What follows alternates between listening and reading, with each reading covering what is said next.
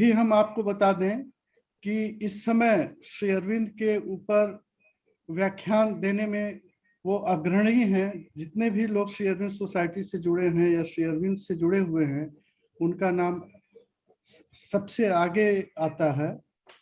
तो सर, आपका स्वागत है श्री अरविंद सोसाइटी वाराणसी केंद्र एवं आर महिला पीजी कॉलेज द्वारा।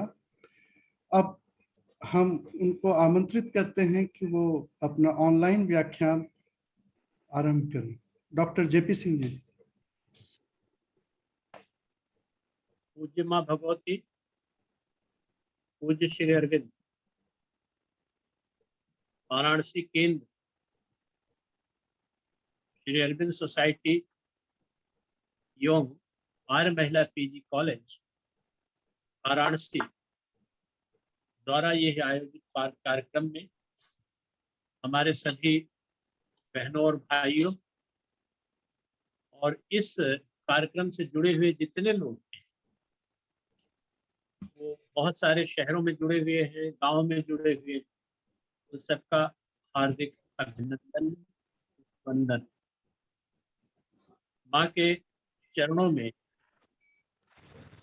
ध्यान करते हुए हम सावित्री की इस कार्यक्रम के तीसरी वार्ता को शुरू करने जा रहे हैं। मित्रों, पहली वार्ता 15 अगस्त के दिन हुई थी, स्वतंत्रता दिवस पे, सावित्री एक परिचय। दूसरी 15 सितंबर को हुई थी, जिसका विषय था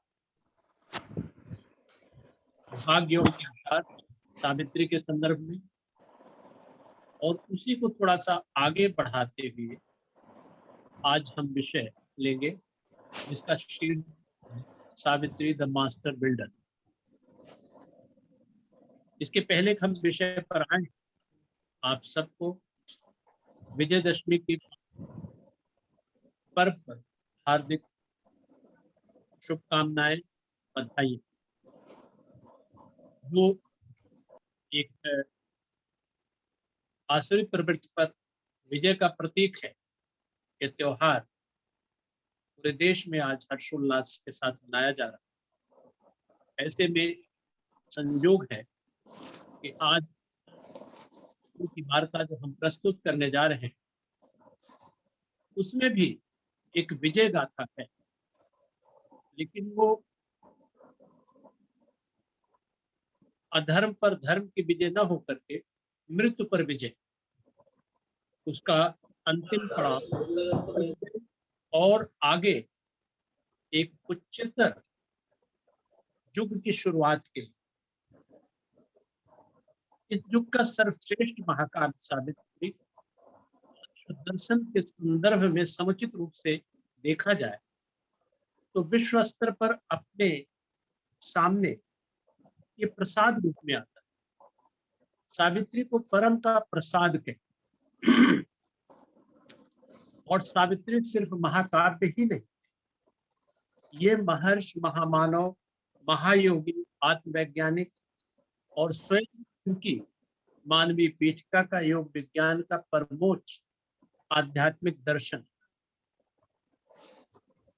श्री अरविंद ने जीवन पर्यंत आत्मसात की गई साधना और पश्चिम की शिक्षा का जो ऊर्ध्वतम प्रसाद अपने अभ्यास के दौरान पाया, उसका तार्किक, मनोवैज्ञानिक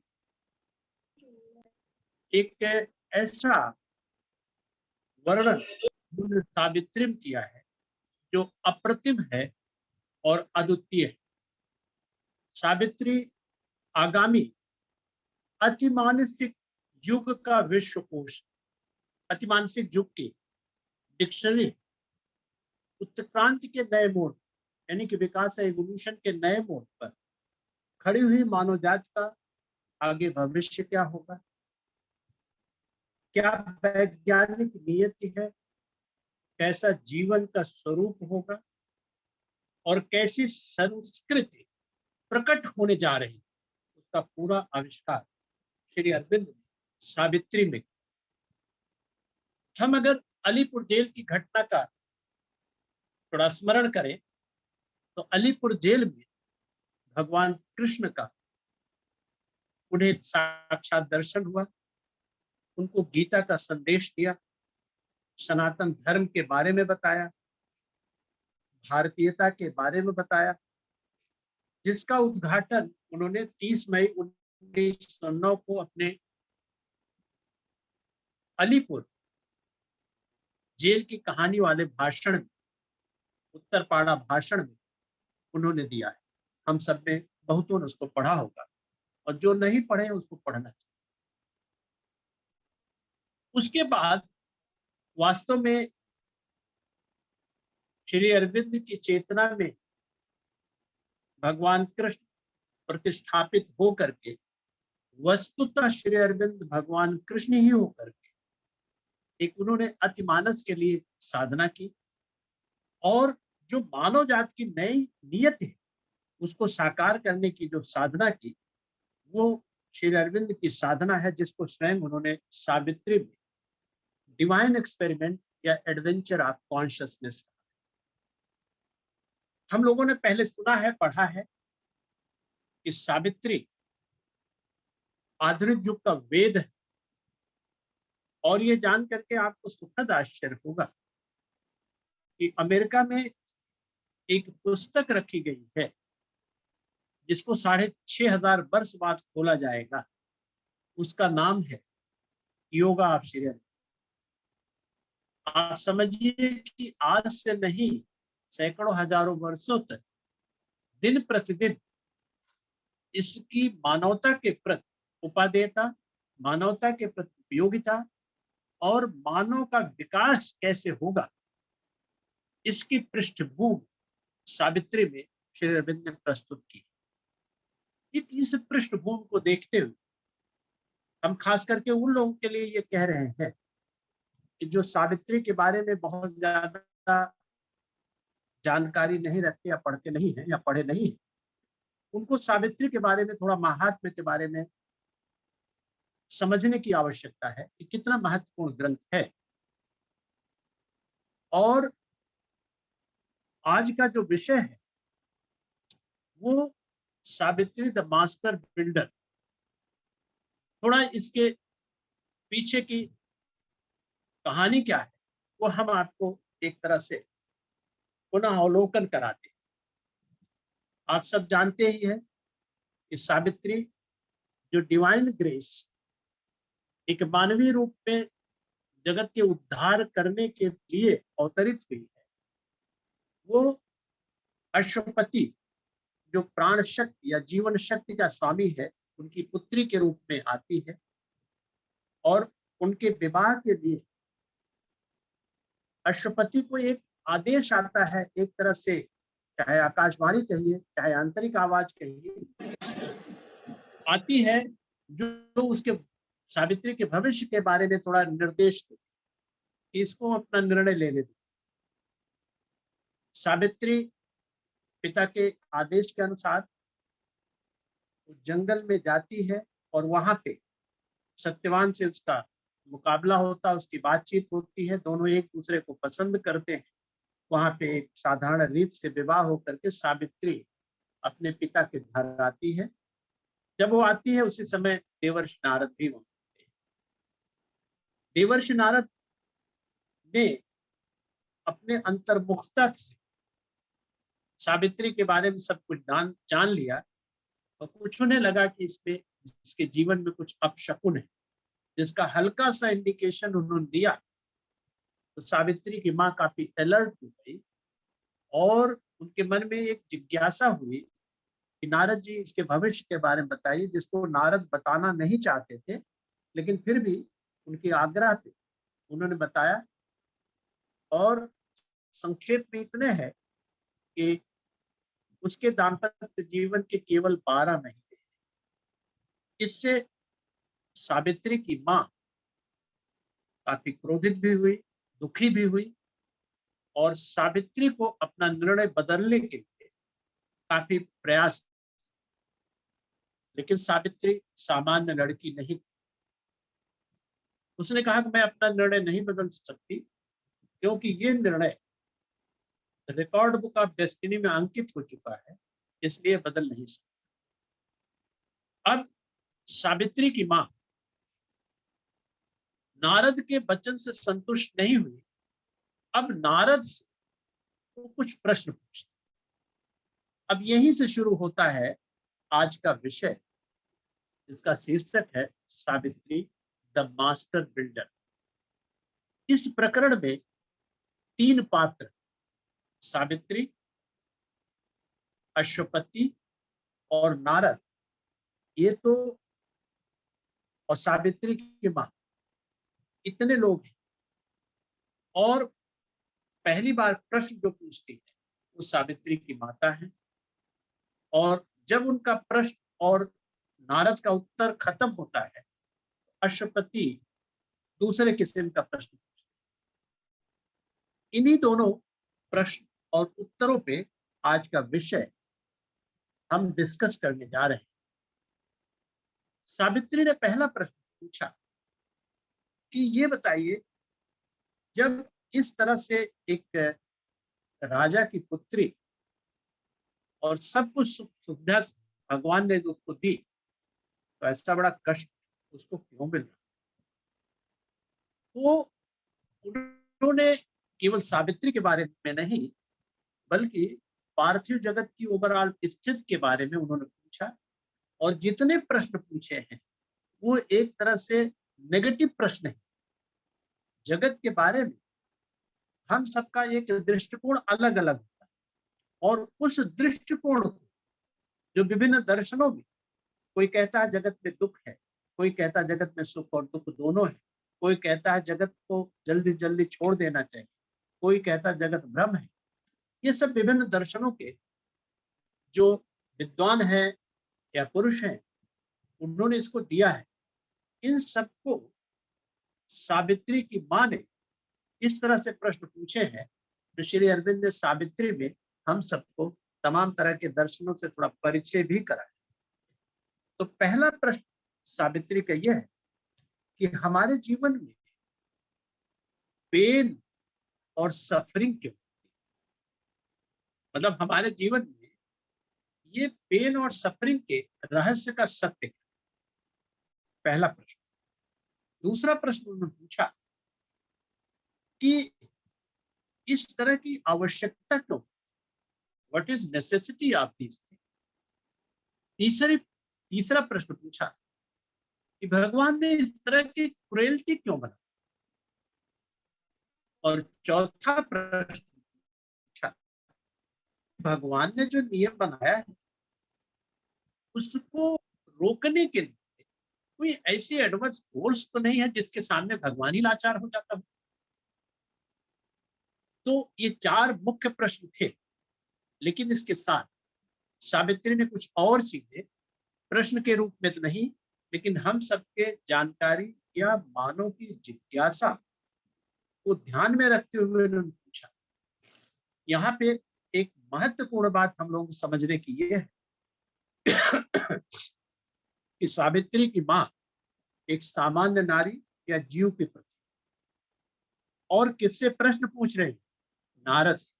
वो सामान्य मनुष्य नहीं, वो चेतना की काफी ऊंचाई पर उठे हुए देवर्ष हैं, हेवनली लोक से हैं, वो डेमी गॉड। ये एनालॉजी इसलिए प्रस्तुत करना समीचीन लगता है कि भगवत गीता में अर्जुन एक जीव का प्रतीक, जो अज्ञान की दशा, और भगवान कृष्ण योगेश्वर है, जो उनके प्रश्न का जवाब देते। तो एक मनुष्य दूसरे मनुष्य से नहीं प्रश्न उत्तर कर रहा, बल्कि एक मनुष्य जो जीव भाव में, और दूसरा जो आध्यात्मिक ऊंचाइयों पे योगेश्वर है, या इसमें नारद देवर्ष है, जो उसका जवाब। तो इस दृष्टि से हम लोगों को एक सामान्य मनुष्य जवाब नहीं दे रहा, बल्कि देवर्ष नारद दे रहे हैं। लेकिन उसके पहले क्या क्या बातें और सावित्री की मां ने कही हैं, ये हम सबको देखने की आवश्यकता है। तो पहला उन्होंने कहा कि मनुष्य पेन और क्राई में ही पैदा हो। देखिए, जब बच्चा पैदा होता तो माँ को पीड़ा होती, बच्चा चिल्लाता है, रोता है, लेकिन कहा जाता है कि वो जो रुदन होता है माँ का, उस पे माँ खुश होती, उसके बाद जीवन में जब उसके बच्चे का रुदन होता है तो माँ दुखी होती। लेकिन क्या विरोधाभास है, क्या पैराडॉक्स, कि पहले रुदन पे माँ खुश होती, अगर बच्चा नहीं रोता तो माँ दुखी होती, कुछ गड़बड़ है। लेकिन उसके बाद जब दुखी होकर के वो रोता है तो माँ दुखी होती। तो पहला प्रश्न क्या, पहला स्टेटमेंट सावित्री का यही था कि हमारा जीवन पेन और क्राई में बहे। दूसरा उन्होंने कहा कि हमारे जीवन में बहुत सारी लीथल फोर्सेस व्याप्त और हम इससे घिरे हुए एक किले हैं। जैसे एक किले के चारों तरफ तमाम एडवर्स फोर्सेस घिरी हुई है, सेनाएं घेरी हुई है, इसी तरह से हम हैं, लीथल फोर्सेस से हम घिरे हुए। इसके बाद फिर कहते हैं कि हमारे जीवन में द्वंद्व ऐसे लगता है कि शुरू से थोप दिया जाता है। द्वंद्व, पेयर ऑफ अपोजिट्स, सुख और दुख, जय पराजय, मान अपमान, ये पेयर ऑफ अपोजिट्स या द्वंद्व है हमारे जीवन में, जैसे लगता है थोपे गए, ये आता है।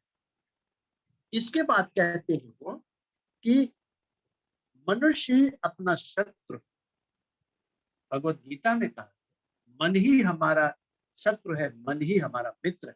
ये हम पे निर्भर करता है कि हम शत्रुता की तरफ बढ़े या मित्रता की तरफ। यहाँ पे भी सावित्री कहती हैं मनुष्य ही हमारा, यानी कि मन ही हमारा शत्रु है। फिर आगे कहते हैं कि मनुष्य ने काल और इतिहास से सबक नहीं सीखा।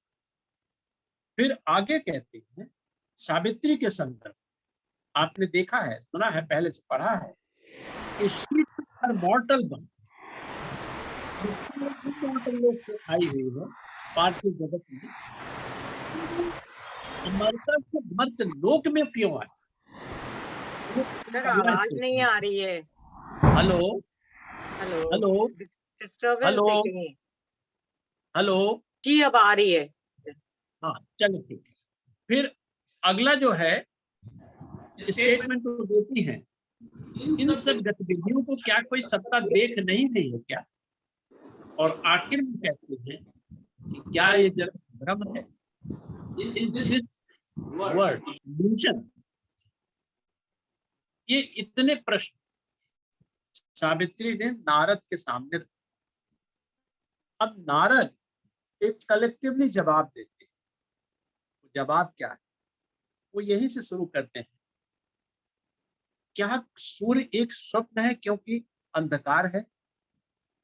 अगर हमारे जीवन में एडवर्स कंडीशंस परसिस्ट करती रहती है तो क्या हमें दुखी होना चाहिए कि क्योंकि ये एडवर्स कंडीशन, ये अंधकार जाएगा नहीं क्या। वास्तव में देखा जाए तो अंधकार का कोई अस्तित्व तो नहीं हो, प्रकाश की अनुपस्थिति ही अंधकार है। प्रकाश का अस्तित्व है, अंधकार का अस्तित्व नहीं है। अंधकार, जब प्रकाश नहीं रहता तभी अंधकार दिखाई पड़ता है। और कहते हैं कि हम मनुष्य के बारे में कहा है कि he comes from light and goes to light। ये अंधकार वगैरह जो है ये बीच की पासिंग फेसेस। नारद ने कहा कि क्या सूर्य एक स्वप्न है क्योंकि रात्रि है। फिर उसके बाद कहा कि मनुष्य के हृदय में शाश्वत प्रभु का वास।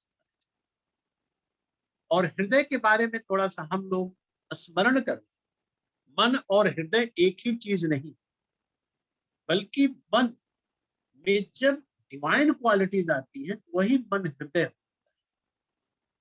जैसे काम, क्रोध, लोभ, मोह, मद, मत्सर आदि सब चीजें भरी रहती है, ये धीरे धीरे साधना के द्वारा अगर दूर होती है तो मन हमारा निर्मल होता है, तो हृदय होता है।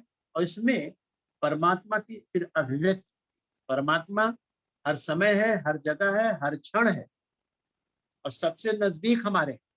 लेकिन अज्ञानवश हम इस चीज को जानते नहीं। तो उन्होंने, नारद ने कहा कि हमारे जो थॉट्स, क्योंकि हम मन के स्तर पे हो, हमारे जो सेंसुअस प्लेजर, हम सेंस ऑर्गन से जो प्लेजर की अनुभूति करते हैं और जिसके बारे में हम आसक्त होते हैं, ये हमारे अंदर जो इमॉर्टल ब्लिस छिपा हुआ है उसको ये सब ढक देते हैं। और ये ढक्कन जो जब तक पेन ना है, जब तक एडवर्सरी नहीं है, जब तक सफरिंग नहीं है, तब तक ये दूर नहीं होते। और हृदय का जो शाश्वत प्रभु का वास है वो हमको महसूस नहीं होता। इसलिए पेन और सफरिंग की आवश्यकता है। कहीं से डिस्टरबेंस आ रहा है, अब बंद हुआ, आ रही आवाज? हेलो, आवाज आ रही है सर। अच्छा ठीक। अब इसके बाद कहते हैं कि पेन, हमारे जीवन में जो पेन आता है, सफरिंग होती है, एक ऐसा हथौड़ा है जिसको देव ने हमारे अंदर का जो रेजिस्टेंस है, मॉर्टल का रेजिस्टेंस है, उसको तोड़ने के लिए, खत्म करने के लिए पेन की आवश्यकता होती है। अब देखिए, पेन सक्सेस में भी होता है, पेन फेलियर में भी।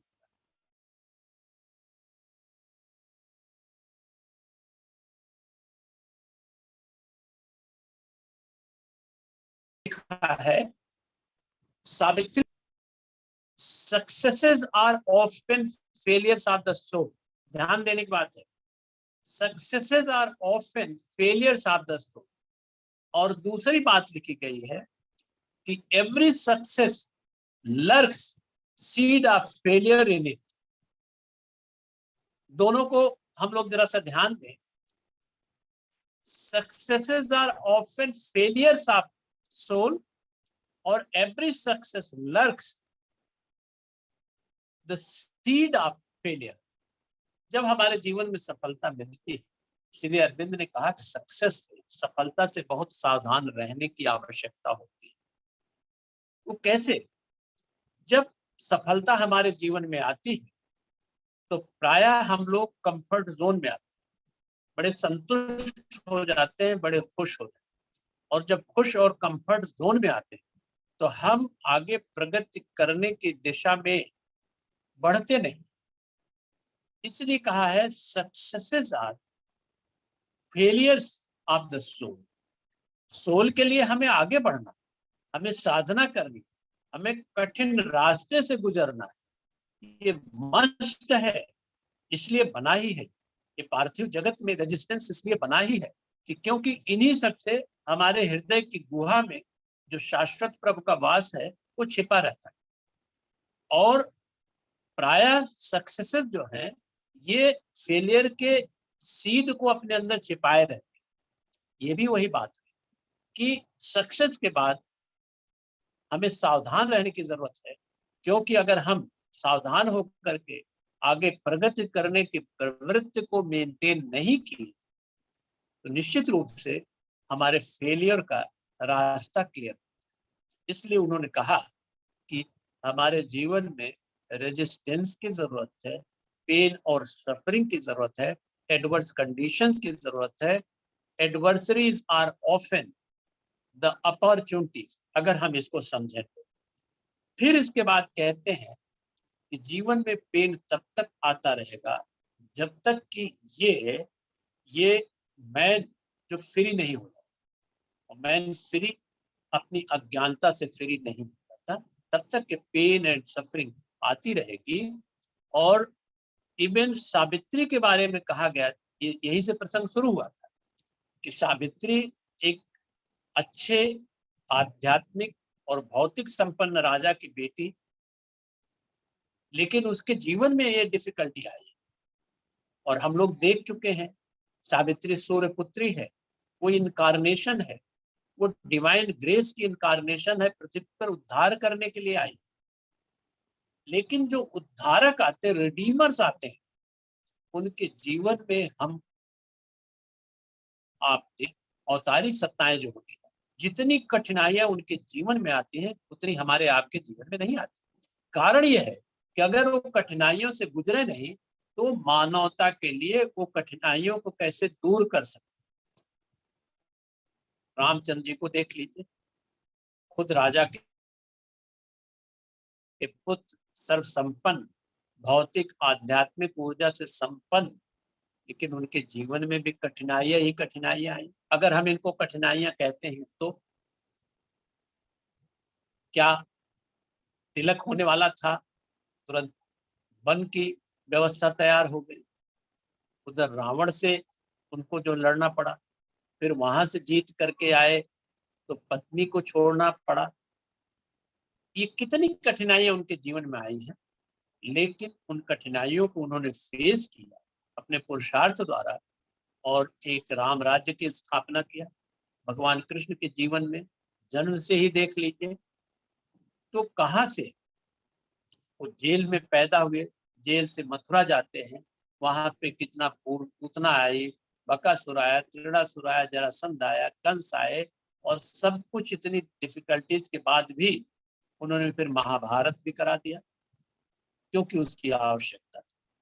तो जीवन में कितनी कठिनाइयां आती हैं, ये इन अवतारी सत्ताओं के जीवन का हम अध्ययन करें तो पता चलता है।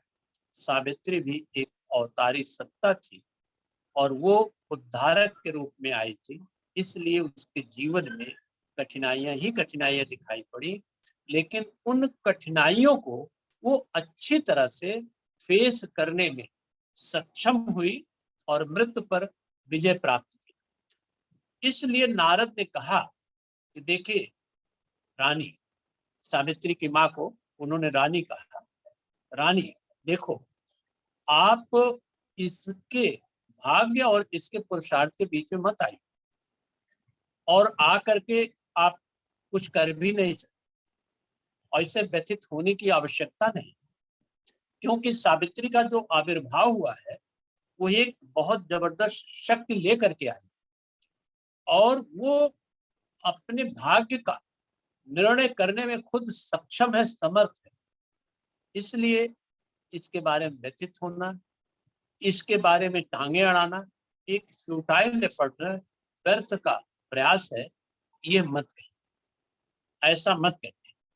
तो इस तरह से सावित्री की माँ कुछ हद तक संतुष्ट हुई। जब ये संतुष्ट हुई तो फिर अश्वपति की बारी आती। अश्वपति कहते हैं नारद से कि हे नारद, क्या भाग्य ही सब कुछ है? क्योंकि पारंपरिक तरीके से हम लोग सुनते आए हैं, मनुष्य के जो भाग्य में होता वही होता है, अंशतः सही है। दूसरा स्टेटमेंट ये आता है, मनुष्य अपने भाग्य का निर्माता है, ये भी है, ये भी अंशतः सही है। फिर वो कहते हैं, क्या आत्मा ये बाह्य जगत से नियंत्रित होती है? ये दूसरा प्रश्न पूछा। और तीसरा प्रश्न उन्होंने पूछा कि क्या सावित्री के साथ कोई ऐसी शक्ति है जो अपने भाग्य को वो परास्त कर सकती है या भाग्य का मुकाबला कर सकती, भाग्य का सामना कर सकती? तो नारद वहां पे जवाब देना शुरू कर। नारद कहते हैं कि राजा, अश्वपति से कहते हैं कि सावित्री एक ऐसी आत्मशक्ति लिए हुए है जो उसके दुखों को दूर करती। उसके भाग्य में तो यह है कि this is the last day when Satyavan must die, ये निश्चित, ये उसके प्रारब्ध में है कि एक हफ्ते का एक साल का जीवन उसका दाम्पत्य है, लेकिन उसके बाद क्या होगा ये उसकी सोल या उसकी आत्मा की शक्ति निर्धारित करे। जब ये बात नारद ने उनसे कही तो उन्होंने कहा, अश्वपति ने सोचा उसके आगे क्या, क्योंकि अश्वपति पहले ध्यान हो कि जब एक काली छाया और एक प्रकाश देखे थे, उनके मन में ये भाव था कि ये जो विपरीतता आएगी उसको फेस करने की सामर्थ्य इसमें है। इसलिए अश्वपति ने कहा कि जो आपने निर्णय लिया वो ठीक, उसके आगे जो कुछ होगा वो और भी अच्छा, लेकिन वो क्या था वो उस समय उनको नहीं मालूम। तो वो कहते हैं, अब नारद कहते हैं कि आगे क्या होगा ये उसकी सोल डिसाइड कर ले। और फिर यहाँ कहते हैं कि हमारे जीवन में ये तमाम कठिनाइयां, अच्छाइयां, बुराइयां एक रैंडम सी लगती है। जैसे कहते हैं भाई ये संजोग की बात है, ये रैंडम की बात है, लेकिन कोई भी घटना घटित होती है तो उसको देखने वाला एक हेवनली सत्ता रहती है, यानी एक उच्चतर सत्ता रहती है जो उसको सूक्ष्म दृश्य से देखती है। और हमारे जीवन की हर एक वक्रता, हर एक लाइन वो खिंची हुई, ये हमको मालूम नहीं। इसीलिए कहते हैं कि fate is the truth working in ignorance. ये ट्रुथ है।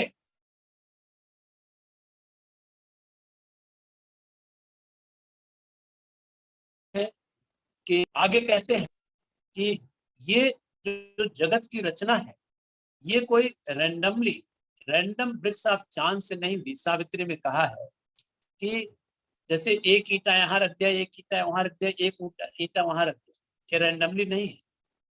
ये बहुत ही सोच समझ करके इसका निर्णय हुआ है, इसकी रचना हुई है। लेकिन इसमें बहुत सारे मैशंस का मतलब हम लोग जानते हैं मिस्ट्री, राजगीर। कुछ नोन है, कुछ अननोन है, कुछ को हमने सुना है, कुछ को नहीं सुना है। लेकिन वो अनसीन जिसको हम देखते नहीं, यानी कि परमात्मा के संरक्षण में होता है। ये बहुत सारे मास्टर बिल्डर बहुत सारे हैं और बहुत सारे सामान्य बिल्डर हैं इस जगत की रचना करने में, लेकिन हम इनको जानते नहीं। अब वहां पे नारद कहते हैं इन मास्टर बिल्डर्स में से सावित्री एक है। Savitri is one of those master builders. सामान्य बिल्डर्स नहीं, मास्टर बिल्डर्स में से एक मास्टर बिल्डर। अब इसको हम थोड़ा सा माँ और श्री अरविंद के जीवन से जरा ध्यान दें। हम लोगों ने पढ़ा है कि मदर ने कहा है कि इस पृथ्वी में, पूरी सृष्टि में जब भी कोई व्यापक कार्य हुआ है, व्यापक परिवर्तन हुआ है, तब तब मैं वहां थी। आपने पढ़ा होगा कि मिस्र का पहला पिरामिड, ये जो रानी जिन्होंने बनाया था जोन आफार, वो माँ ही थी। इसी तरह से अहिल्याबाई भी वही थी। इवन झांसी की रानी का के बारे में कहा जाता है कि वो भी वही थी। तो इस तरह से उन्होंने ये सब चीजें, इसमें जो है सावित्री के संदर्भ में कहा जाता है कि she is one of the master builders.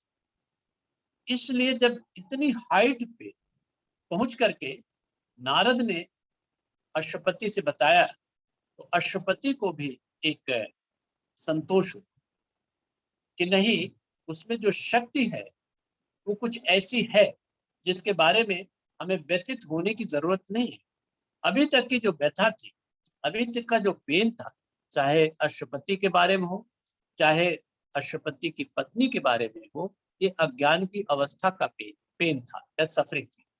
लेकिन जब नारद ने इन सब चीजों को बताया कि शी इज मास्टर बिल्डर, तो फिर उनको थोड़ा संतोष।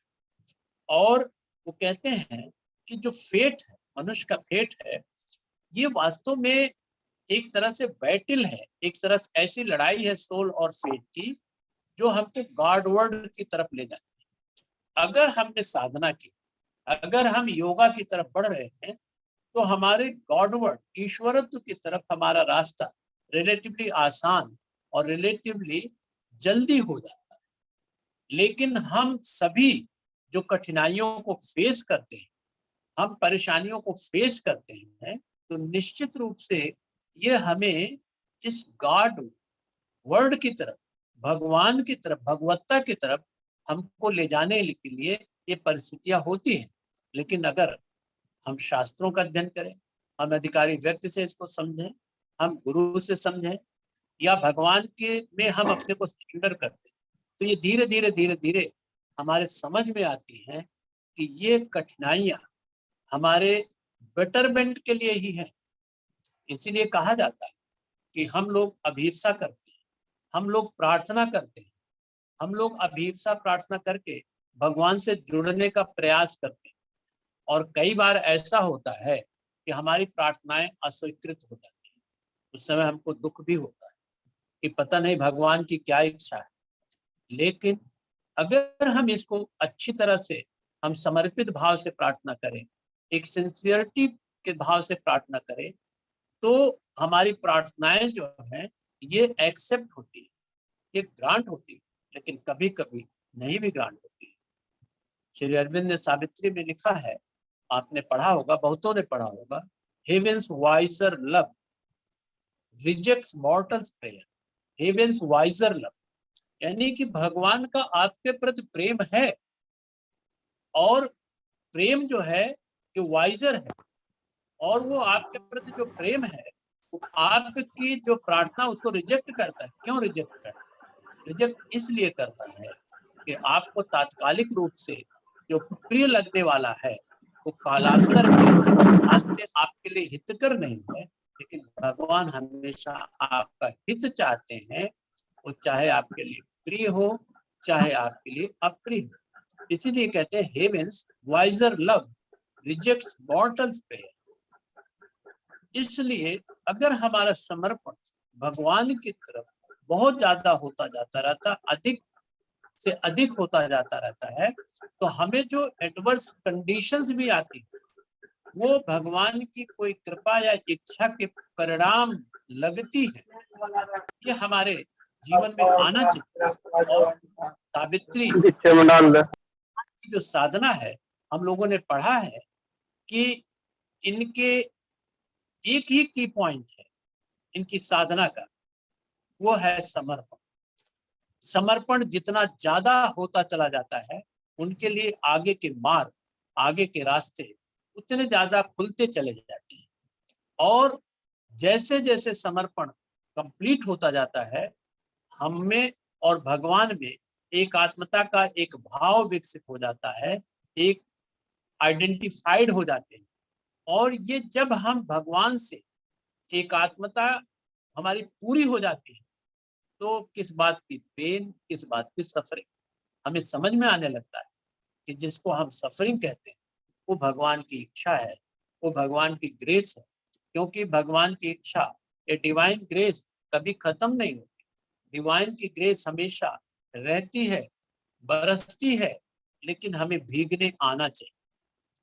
अगर हम भगवान की ग्रेस हमेशा है ये भाव रखें और अपने ऊपर छाता न लगा लें, तो भगवान की ग्रेस जो है हमेशा आपके लिए वो तैयार रहती है।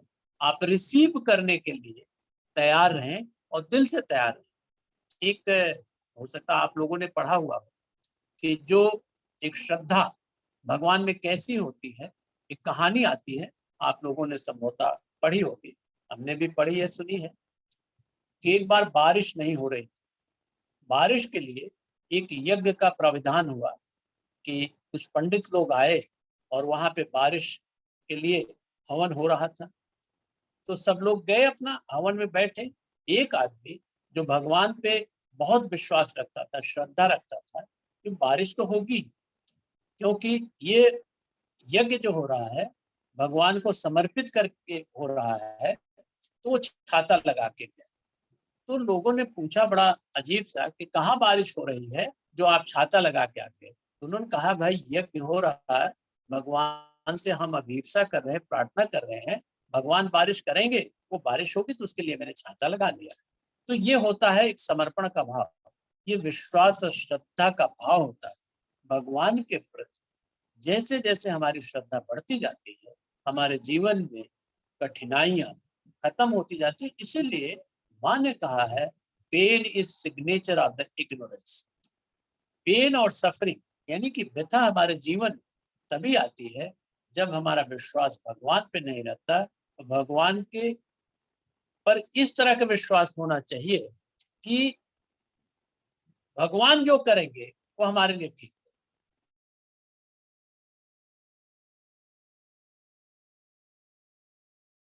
निश्चय होना चाहिए। अगर ये चीज हमारे अंदर आ जाती है तो निश्चित रूप से भगवान की जो कृपा है, डिवाइन की ग्रेस है, वो हमको साक्षात अपीयर होगी, साक्षात दिखाई पड़े। तो ये चीज नारद ने सावित्री की माँ और अश्वपति से कही, और अंत में उन्होंने यही कहा कि जो सावित्री की आत्मशक्ति का निर्णय है, यानी कि निर्णय के परिणाम क्या होता है, मृत्यु पर विजय, अपने पति को वो जीवित कर लेती है। इससे वो केवल सामान्य कोई योगी अगर जीवित कर लेता वैसा जीवन नहीं है। वो जीवन जो है एक उच्चतर युग की एक उषा का प्रतीक, एक उच्चतर जीवन स्थापित होने वाला है उसका प्रतीक।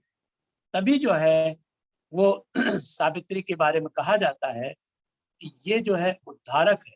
उद्धारक केवल इसलिए नहीं कि मनुष्य को इस पार्थिव जो मृत्यु होती है उससे बचा लेती है, वो बहुत सारे लोग बचा सकते हैं, लेकिन ये एक उच्चतर टाइम के लिए, ग्रेटर डॉन के लिए, ग्रेटर टाइम के लिए एक पृष्ठभूमि, एक तैयार करने वाला एक स्टेप है जो सावित्री ने ये तैयार किया है।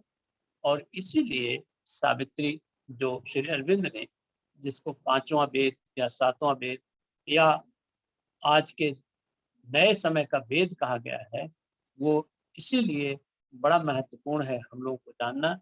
मेरे ख्याल से समय करीब करीब जो अलॉटेड था वो आ गया है। आप लोगों ने सुना धैर्यपूर्वक। आप सबको बहुत बहुत धन्यवाद। माँ के चरणों में नमन करते हुए आप सबको बहुत बहुत अभिवादन करते हुए, आभार करते हुए वाणी को हम विराम देते हैं। धन्यवाद।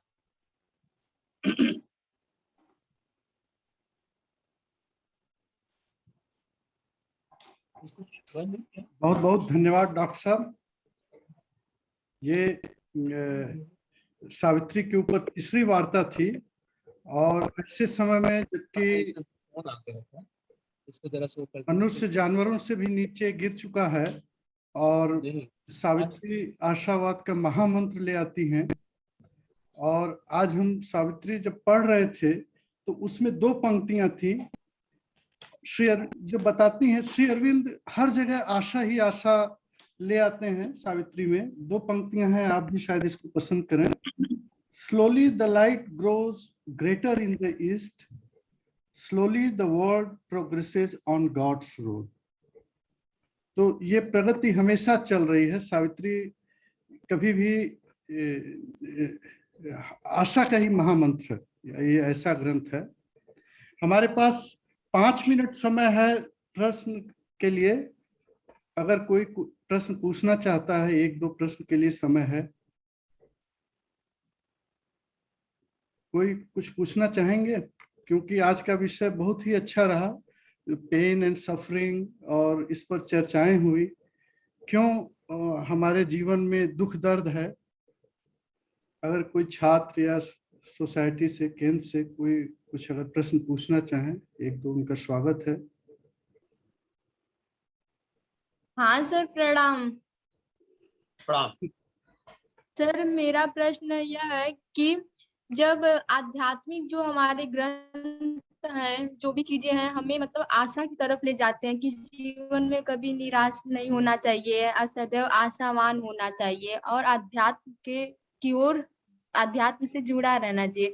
तो लेकिन जो जीवन में निराशा इतना छाई हुई है, तो ये कैसे मतलब कि सब लोग इस बात को कैसे मतलब स्वीकार करें? उनके अंदर मतलब आती नहीं कि मतलब जीवन में आशा ही सब कुछ है। जो हमारा आज का ये वर्तमान जीवन है, तो एक तरह से निराशा उसे घेरे हुई है, तनाव में है। तो बताइए सर।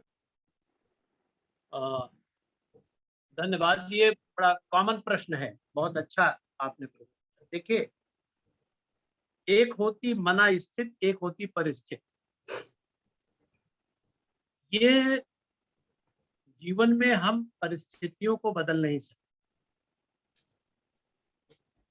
और जैसे मान लीजिए बारिश हो रही है,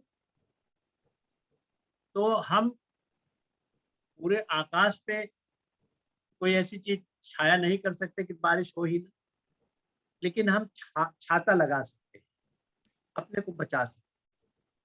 तो जो निराशा निराशा निराशा वास्तव में कहीं बाहर से नहीं आती। निराशा हमारे अंदर होती है क्योंकि हमारी मनस्थिति जो है, हमने मनस्थिति को अपना ट्यून नहीं किया। जब ये भाव विकसित हो जाता है कि difficulties should be taken as opportunities, अगर परेशानियां आती हैं तो उसमें हमको निराश होने की आवश्यकता नहीं है, क्योंकि अभी तक अपने जीवन में कोई 40 साल का होगा, 50 साल का होगा, 60 साल का, 70 साल का, हमारे श्रोता सब हैं, अगर अपने जीवन का आकलन करें तो विपरीत परिस्थितियां तथाकथित जिसको निराशा वाली बात कहती है, वो बहुत थोड़े समय के लिए आती है। अधिक समय तक आपको अच्छी परिस्थितियां ही या अच्छी हर्ष के चीजें ही आपको जीवन में रही। तो पहली चीज तो ये ध्यान में रखना चाहिए कि अगर निराशा आए, मदर कहती थी आई डोंट एक्सेप्ट यू। निराशा एक तरह से डिप्रेशन है, आई डोंट एक्सेप्ट यू। इसी तरह से इलनेस के बारे में कहते हैं आई डोंट एक्सेप्ट। इसका मतलब हुआ कि अगर आप उसमें निराशा में, सो कॉल्ड निराशा में आप रुचि लेती हैं, तो आपके अंदर कहीं न कहीं ये कमजोरी है। तो उस कमजोरी को पहली चीज तो ये है कि लोगों से थोड़ा सा डिस्कस करें। हमने किसी समय कहा था, चाहे इस सत्रों में या और कहीं, कि दुख बांटने से आधा होता और सुख बांटने से दुगना होता। तो पहली चीज तो जब इस निराशा की स्थिति आए या स्थिति महसूस करे, मैं ये कह रहा हूँ, तो लोगों से डिस्कस करें। सर जो हाँ। आज का जमाना है सर, ये मतलब किसी के दुख को सुनना नहीं चाहता है।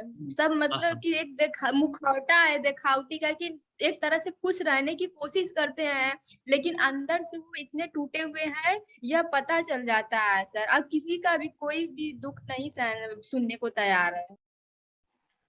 आप देखिए, आपका शुभ नाम?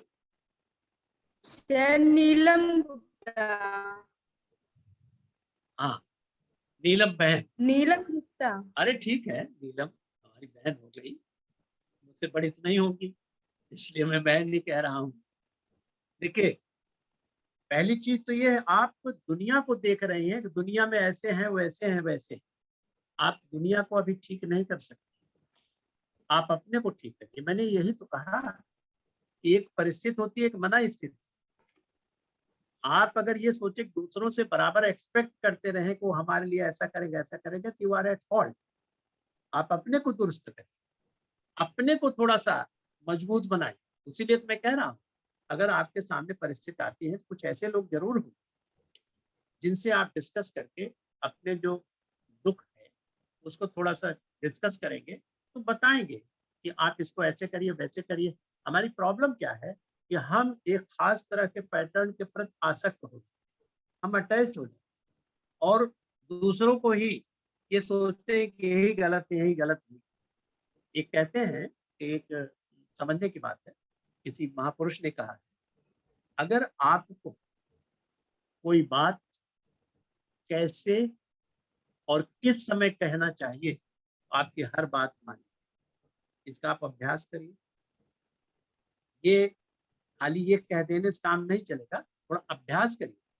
आप अभ्यास करते करते करते करते ऐसी स्थिति आती है, और फिर आप माँ के परिवार के सदस्य, आप माँ के चरणों में डाल दीजिए, माँ के चरणों में डालने का अभ्यास करिए। आप तो अपनी बुद्धि पे ही निर्भर कर रही हैं ना पूरी तरह से। माँ को समर्पित, अच्छी बात बुरी बात जो भी हो, उनको माँ को समर्पित करने का अभ्यास करिए। आप देखें कि धीरे धीरे धीरे धीरे खत्म हो जाएगी। यही तो मैं कह रहा हूँ कि ग्रेस हमेशा रहती है, लेकिन हम छाता लगाए रहते। तो ये है, अब कोई इंडिविजुअल सिचुएशन हो, ये तो जनरलाइज बात है, तो उसमें फिर और डिस्कशन। ठीक है सर, धन्यवाद सर। नमस्कार, नमस्कार, बहुत बहुत धन्यवाद। बहुत बहुत धन्यवाद डॉक्टर साहब। चौथी वार्ता के लिए हम लोग 15 नवंबर को पुनः मिलेंगे, इस आशा के साथ कि आपका सहयोग रहेगा। हम लोग इस मीटिंग को इसीलिए मेरा तो भाग्य होगा, माँ की जैसी इच्छा होगी। फिर ये तो ये जो टॉपिक आते हैं ना, तो सोचते सोचते कभी कभी माँ दिखा देती है भाई ये इस पे डिस्कस करो। तो अभी तो हम ऐसे बड़े साधारण तरीके से ही सब कुछ ले रहे हैं, फिर कभी ऐसा अवसर धीरे धीरे आएगा, थोड़ा गंभीर कुछ लाइनों को ही डिस्कस करेंगे। अभी थोड़ा सा लोगों का इंटरेस्ट डेवलप। नहीं सर, बहुत अच्छी वार्ता रही आज की, बहुत अच्छी रही। डॉक्टर ब्रजबाला सिंह जी हैं इस समय, हमें दिखाई दे रही हैं। मैं उनसे कहूंगा कि वो 2 शब्द धन्यवाद में कुछ बोल दें। हेलो, आप सुन जी। पा रहे हैं? हाँ, मैं सुन पा रहे आवाज हैं आ आप रही है सभी? मैम? हाँ, ये कह रहे थे कि हम तो वार्ता सुनने में इतने गंभीरता में चले गए कि याद ही नहीं था कि धन्यवाद भी देना है, लेकिन आदेश है और आवश्यकता है। तो सबसे पहले तो मैं प्रणाम करती हूँ डॉक्टर साहब को, जिन्होंने हमें कुछ भी पढ़ना, लिखना, सुनना सिखाया, सोचना सिखाया, जीना सिखाया, बस इससे ज्यादा कुछ नहीं। और प्रोफेसर अखिलेश जी और दानी साहब जुड़े हुए हैं, देख रहे हैं, और हमारे जितने भी वाराणसी केंद्र के साथी हैं। इस छात्रा ने सवाल किया, वो एमए की छात्रा है, वो परिचय देना भूल गई, नीलम, और बहुत सारी छात्राएं, सुल्तानपुर से जुड़े हुए लोग, अन्य दूसरे डिस्ट्रिक्ट से जुड़े हुए लोग, सबको मैं आज दशहरे के दिन प्रणाम करती हूँ। और इस व्याख्यान में ऑनलाइन जुड़ने के लिए हृदय से आभार व्यक्त करती हूँ। और अगली बार, जैसा कि हम अखिलेश सर ने बताया, कि 15 नवंबर को हम फिर मिलेंगे और इसी वार्ता के अगली श्रृंखला के रूप में। प्रणाम सब। धन्यवाद। प्रणाम सभी को, प्रणाम।